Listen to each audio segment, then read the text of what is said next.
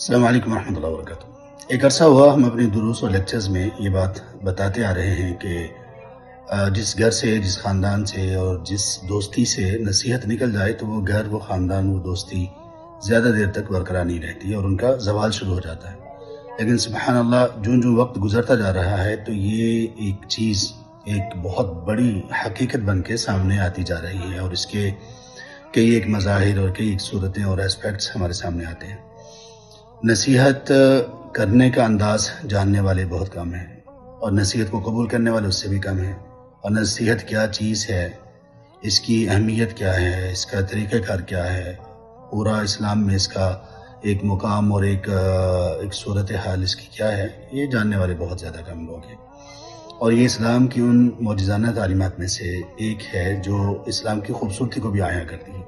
اگر آپ ان چیزوں کے بارے میں جاننا چاہتے ہیں تو کل ہم نے ضرور جوائن کیجیے۔ بارک اللہ فیکم۔